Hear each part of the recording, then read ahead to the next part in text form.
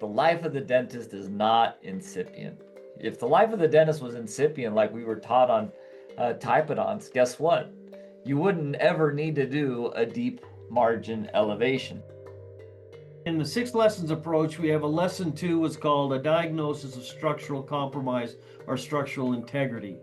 In other words, if you can't understand the difference between a 3 millimeter box in a class 2 or a 4 millimeter or a 5 millimeter or a 6 millimeter or an 8 millimeter box, then you need to have more education and training to understand that you have to understand your restorations are not going to be surrounded by enamel 100% of the time.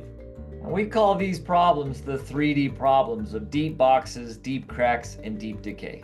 Every dentist is facing challenges with either a previous restoration that is difficult to isolate. They've gone through a multiple bands trying to capture the margin, or perhaps they have a crack and they don't know what they should do with it.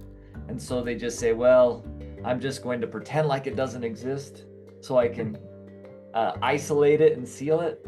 Or in other instances where dentists definitely can't ignore the problem, such as deep decay, all of a sudden they're back to square one of now I've got a deep box.